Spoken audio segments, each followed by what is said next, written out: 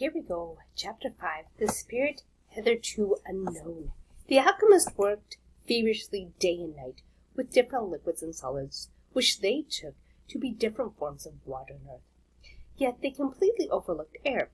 Oddly, the advance of chemical knowledge was hindered by the ignorance of something that is everywhere, but cannot be seen. Of course they knew that there was air, but they did not direct their attention to it. Alchemy could not be transformed into chemistry until the efforts of the alchemist was turned to an examination of air. Who first turned to air? John Baptistus von Helmont, a man half alchemist and half chemist. Actually, he was called an iatrochemist. An iatrochemist, merely a fancy term for someone who applied the knowledge and procedures developed by the alchemist to the cure of diseases rather than to production of gold. The Greek word healer is iotros. To be more exact, Helmont did not attempt to examine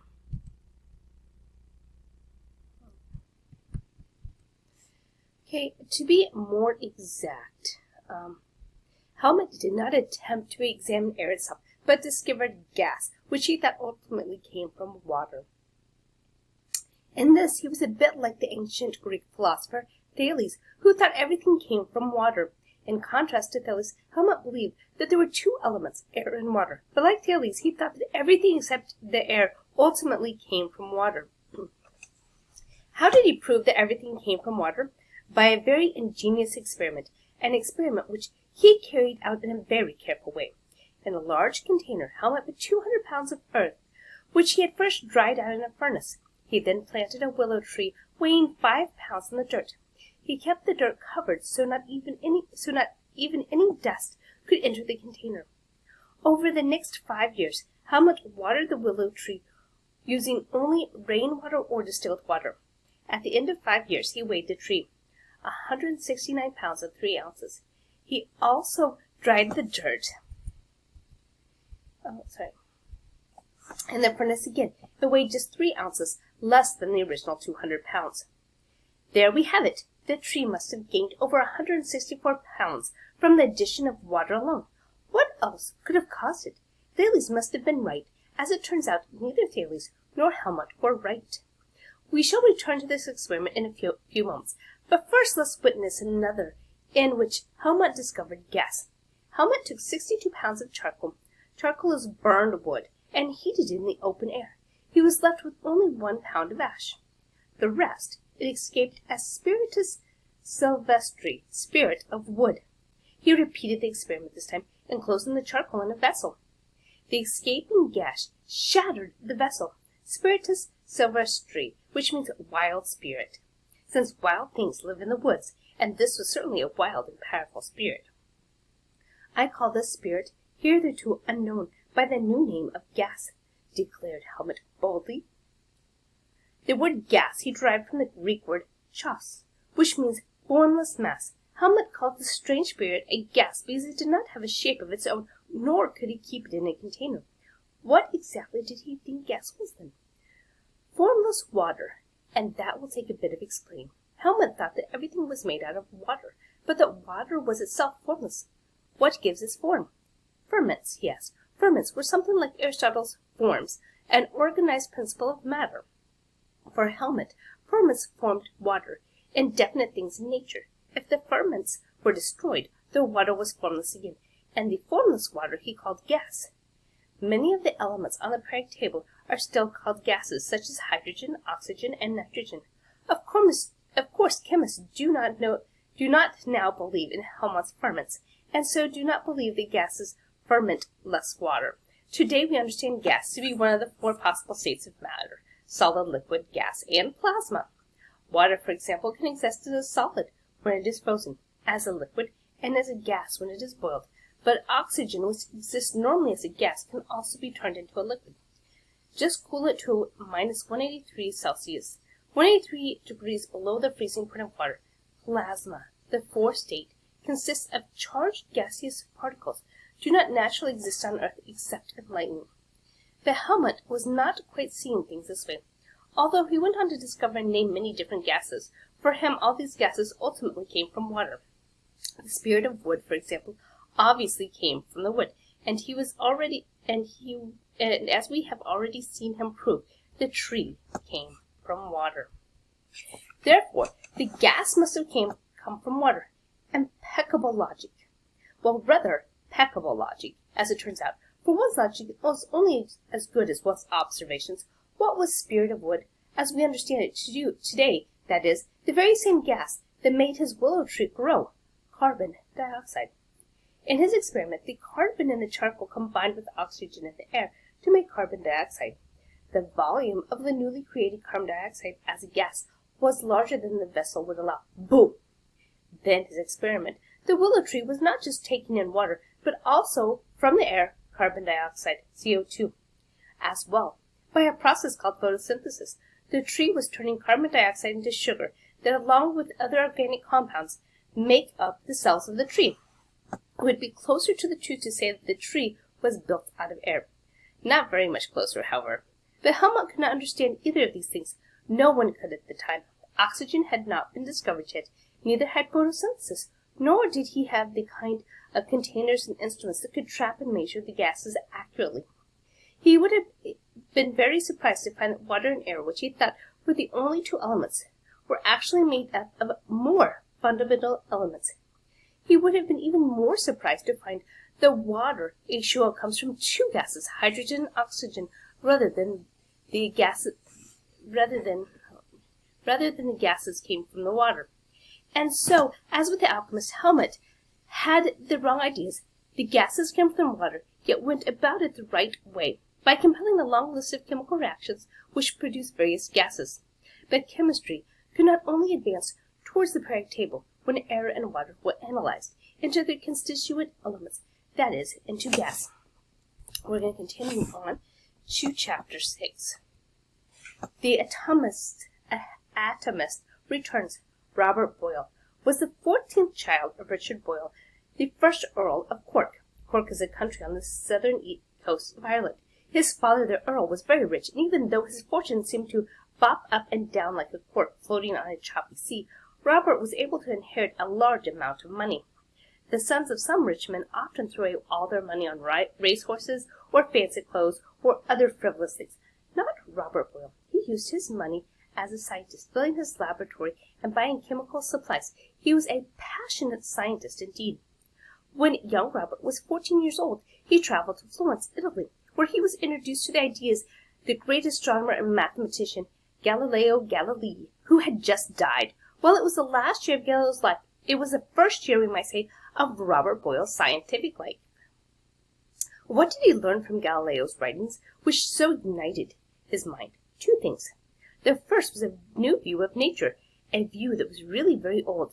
The Thomas of Democritus, Epicurus, and Lucretius, which we recall, is the view that everything in the universe was made of bits of colorless, smellless, tasteless matter, differing only in size and shape. The ancient text of Democritus, Epicurus, and Lucretius had been rediscovered in the 15th and 16th century, and the atomistic view spread all over Europe by the 17th century. Boyle was to learn much about the atomism from two Frenchmen living during Boyle's time, Pierre Gassendi and René Descartes, but he got his start from Galileo's work. The second thing he learned from Galileo's writing was the use of mathematics and astronomy, the study of the stars and planets, and dynamics, the study of motions of material bodies. Our interest is only in Boyle's acceptance of the atomists, although Boyle was not the first modern atomist. Again, interest in atomism had been fairly strong since the 16th century. He was the first who had tried to apply the theory of atomism directly to the subject matter of the alchemist and iatrochemist. It was the revival of this ancient theory that helped to turn chemistry back toward the right direction, toward the elements in the periodic table, and away from earth, air, fire, and water as fundamental. Aristotle had thought that the atomism was wrong, and he rejected the views of the ancient Greek atomist Democritus. The other atomist, Epicurus and Lucretius, lived after Aristotle. But Boyle thought that Aristotle was wrong, and so he rejected the alchemist's belief based on Aristotle that fire, earth, air, and water were the fundamental elements, and Aristotle's belief that each thing had a definite form. Instead, Boyle believed that everything was made of atoms, including fire, earth, air, and water, and that a thing's form was merely the result of how the atoms were put together. What exactly did he think atoms were? For Boyle, there was really only one physical substance, which he called universal matter, and it was broken up into the smallest pieces. These pieces of matter, Boyle thought, were indestructible. For Boyle, matter had three properties: motion, size, and shape. If the pieces of different sizes and shape were put together in one way, they made gold. If they were put into another way, they might make silver, or lead, or sulfur, or, in more complicated ways, any physical thing, like a leaf, a tree, or even a human body. But no matter how different things appeared to be, deep down, on the smallest microscopic level, the stuff of which they were made was exactly the same atoms. There are several interesting things to note here. First of all, if everything was made of one thing, then we should be able to take apart this thing and make it into that thing, just as a child can take apart a building he has made of wooden blocks and make a bridge instead. As it said, Boyle thought atoms were like wooden blocks, different in shape and size, but still all made of the very same thing. That meant, of course, that Boyle thought that lead, or anything else for that matter, could be turned into gold just as the alchemist had. Second, while Boyle did turn chemistry in the right direction so the chemist would look for elements more fundamental than earth, air, fire, and water, he overshot the mark, speeding right past the real elements, such as gold, silver, lead, and so on, and directly to atoms. Atoms were his elements, and gold, silver, and so on were, for Boyle, merely combinations of the elemental atoms. Yet we should add, he did allow that some combinations of particular kinds of atoms were far more durable than others. The more durable combinations he called primary concreations, which, though not absolutely indivisible by nature, like the atoms yet, very rarely happen to be actually dissolved or broken, but remain entirely in great variety of sensible bodies and under various forms of disguise. These primary concreations corresponded roughly to the notion of the elements in our periodic table, and allowed Boyle as a chemist to treat gold, silver, lead, arsenic, and so on as if they were quasi-elemental, which is fancy to say more or less like elements. In a way, then, Boyle was more or less on the right track, even though he was speeding. He should have headed that old Latin saying, Vestina lenti, make haste slowly, and we shall see in a later chapter. We have since found out that there is a different kind of atom for each element, rather than elements being made out of several atoms or of different shapes and sizes, as Boyle thought. But more to the point, Boyle was quick to jump over the problem of discovering the elements and leap into the atomic world. As we shall see, chemists had to focus on discovering the elements themselves before they could know anything at all about atoms and their structure. First things first. Third and last, and related to the second point, we should realize that Boyle could not possibly have seen whether he was right or not. He certainly thought he was right about atoms, but microscopes had only been invented during his lifetime, and they were not very powerful at all. It was about 4 centuries later that the microscope became powerful enough to even begin to peer into the atomic world, and the atom scientists found were not, as we shall see, very much like what Boyle had imagined.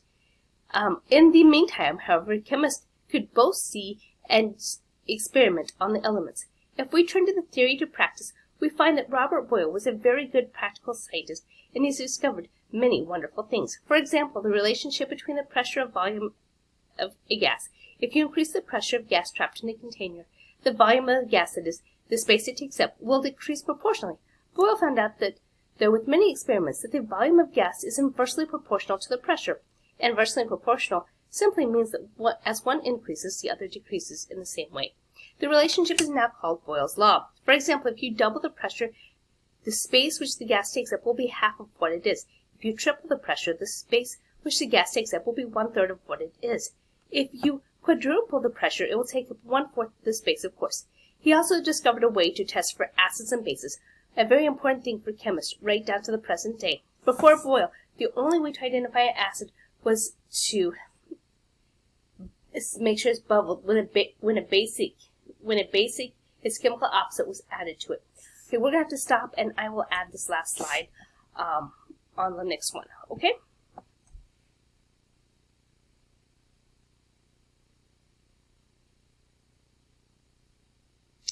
Oh, maybe not. It looks like it's going to let me go on. Okay. But that, of course, is not very helpful. How could you tell which is which? Worse yet, metals effervesce with acids. I'm sorry, let me... How could you tell which was which?